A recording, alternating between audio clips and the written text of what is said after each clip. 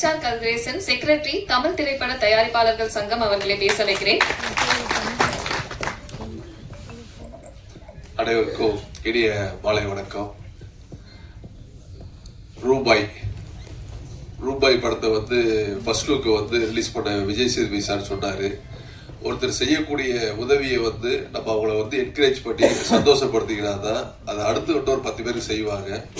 அந்த நாகரிகமான மரியாதை நிமித்தமாக இந்த ஃபர்ஸ்ட் லுக்கை வெளியிட்ட மக்கள் செல்வம் விஜய் சேதுபதி சார் அவர்களுக்கு தயாரிப்பாளர் சங்கத்தின் சார்பாக மிக மிகுந்த நன்றியை தெரிவித்துக்கொள்கிறேன். ஏன்னா ஒரு சின்ன படத்துக்கு ஒரு செலிபிரிட்டி இந்த மாதிரி பண்ணும்போது தான் அந்த படம் ஒரு பல கோடி பேரையும் அதையும் தாண்டி ரசிகர்களையும் போய் சென்றடைவதற்கு தேவைப்படுது. ஏன் சொல்றேன்னா, நீங்க தாய் கிழவிங்கிற படத்தை வேற எந்த ஒரு தயாரிப்பாளர் எடுத்ததா கூட இவ்வளவு பெரிய ரீச் ஆயிருக்காரு. ஸோ சிவகார்த்தியனுக்கு ஒரு தயாரிப்பாளர் நடிகராக இருந்துகிட்டு அந்த படத்துல ஒரு பார்ட்னர் இருந்து அந்த படத்தோட ப்ரொமோஷனுக்காக ஃபுல்லா பண்ணாரு. அதனாலதான் அந்த தாய் கிழவிங்கிற படம் ரீச் ஆச்சு.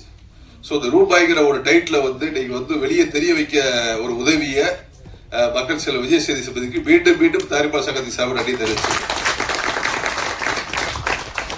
ரூபாய் இந்த டைட்டில் பாத்தீங்கன்னா எல்லாருமே யூஸ்வலா ஒரு ஹோட்டல்ல ஸ்டே பண்ண போனோம்னா எல்லாருமே கூப்பிடக்கூடிய ஒரு டைட்டில். அந்த ஹோட்டலுக்குள்ள நடக்கக்கூடிய பல கதைகள்ல ஒவ்வொரு கேரக்டரையும் ஒவ்வொரு ஆஸ்பெக்டான ஆட்கள் தங்குவாங்க. அதை எல்லாத்தையும் பார்க்கக்கூடிய ஒரு கேரக்டர் தான் அந்த படத்துல ரூபாய் நினைக்கிறேன். உங்களுக்கு அதுல ஒரு பெரிய ரொம்ப சந்தோஷமான விஷயம் என்னன்னா, அதோட தயாரிப்பாளர் பையன் சூரியகலா சந்திரமூர்த்தி பையன் அதில் அறிவிப்பாயிருக்காரு. ஸோ அதனால அவருக்கு இந்த நேரத்தில் வாழ்த்துக்களை சொல்லிக்கிறேன். ஏன்னா ஃபர்ஸ்ட் படம் பண்ணியிருக்காரு, அவர் தொடர்ந்து வெற்றியை கொடுக்கணும். ஒரு படத்தை எடுக்கும் போது ஒரு தயாரிப்பாளர் கிட்டத்தட்ட பார்த்தீங்கன்னா ஒரு 200 பேர் 300 பேருக்கு மேலே வேலை கொடுக்கணும். ஆனால் அந்த படத்தை எடுத்து முடிச்சதுக்கு அப்புறம் பார்த்தீங்க அப்படின்னா குறைஞ்ச வச்சு ஆரம்பிச்சிக்கிறா ப்ரொமோஷன் சாப்பிச்சு விடைகள் ஆரம்பிச்சு அதில் ஆரம்பிச்சு போஸ்ட் ஆரம்பிச்சு அதுக்கப்புறம் ஒரு 500 பேர் வேலை பார்க்கணும். ஆனால் அந்த தயாரிப்பாளர் என்ன பண்ணாரு, ஏதோ ஒரு கதையை ஒருத்தர் சொல்றாரு, அந்த கதையை நம்பி அவர் படம் எடுத்துறாரு. இதுதான் ஒரு தயாரிப்பாளர் செய்யக்கூடிய ஒரு வேலை. ஸோ அந்த படம் லாஸ் ஆகி போச்சு அப்படின்னா அதை யார் நடிகர்கள் காப்பாற்றணும்? தயாரிப்பாளர் மேல தப்பு இருக்கா? ஸோ 75% தயாரிப்பாளர்கள் நீங்க இழந்து நிற்கிறாங்க. அந்த கதையை அவங்க சூஸ் பண்றாங்களா? கிடையாது. ஆனா இதே ஆந்திரால பாத்தீங்கன்னா ஒட்டுமொத்த தயாரிப்பாளரையும் ஆந்திரால இருக்கக்கூடிய இண்டஸ்ட்ரியில இருக்கக்கூடிய எல்லா நடிகர்களும் காப்பாத்துறாங்க. சோ தமிழ்நாட்டில் காப்பாத்துற யாருமே இல்ல. ஒரே ஒருத்தர் சூப்பர் ஸ்டார் ரஜினிகாந்த் சார் தவிர வேற யாரும் தயாரிப்பாளர் காப்பாற்றவே இல்லை. ஒரு பெரிய படம் சார், தெலுங்கு லாஸ் சார், இமிடியேட்டா கூப்பிட்டு அந்த டைரக்டர் பெரிய படத்து மேடையில சொல்லல, இமிடியேட்டா லாஸ் 200 கோடி ரூபாய் லாஸ். உடனே கூப்பிட்டு அந்த ஹீரோ சொல்றாரு, சார் ஒன்றும் கவலைப்படாதீங்க, நான் இமிடியேட்டா உங்களுக்கு பண்ணி தரைக்கிறாரு. ஸோ அவர் வீட்டில் எப்படின்னா ஒரு ஃபைன் எரிஞ்ச மாதிரி தீ எரிச்சுக்கிட்டு இருக்குது. அவ்வளோ பேர் ப்ரெஷர் பண்றாங்க. ஏன்னா ஒரு படம் லாஸ் அப்படிங்கும் போது கிட்டத்தட்ட ஒரு 50 பேர் 100 பேர் படம் கொடுத்தா எல்லாம் போய் வீட்டில் அடப்பாங்க. அவர் சூசைட் பண்ண ஸ்டேஜ் கூட போகலாம், மனநிலை மாறலாம். ஆனா அந்த நேரத்தில் ஹீரோ இப்படி காப்பாத்துறாரு பாருங்க, சார் ஒன்றும் கவலைப்படாதீங்க இருக்கிற. அப்ப எரிஞ்சுக்கிட்டு இருக்க தண்ணியில ஃபயர்ல தண்ணியை ஊற்றி அடைக்கிற மாதிரி அந்த மாதிரி தமிழ் திரையுலகத்துல யாருமே சப்போர்ட் பண்ண மாட்டேங்கிறாங்க.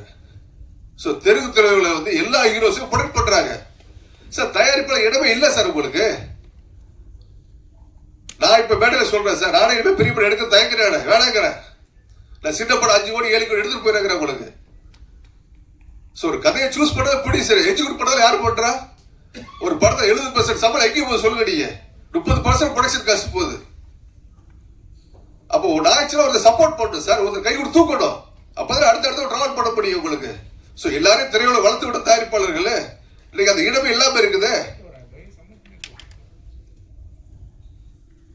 அதனால தெலுங்கு இண்டஸ்ட்ரியை பார்த்து மற்ற கதைகள் தெரிஞ்சுங்க. ஸோ அதுக்காக ஒரு கலந்தாய்வு கூட்டம் போட்டிருக்கோம்.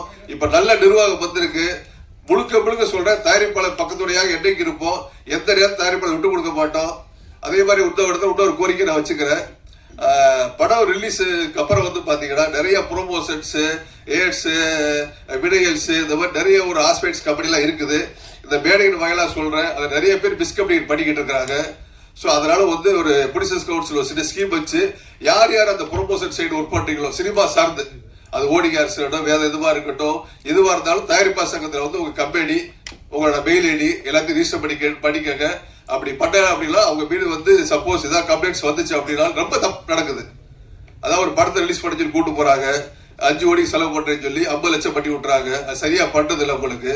அதெல்லாம் புகார் வர்றதுனால இந்த சினிமா சார்ந்த விளம்பரங்கள் சார்ந்திருக்கக்கூடிய எல்லாருமே வந்து தயாரிப்பாளர் சங்கத்தில் வந்து உங்க அட்ரஸ் பதிவு செய்து கேட்டுக்கொள்கிறேன். மீண்டும் நன்றி தெரிவித்துக் கொள்கிறேன்.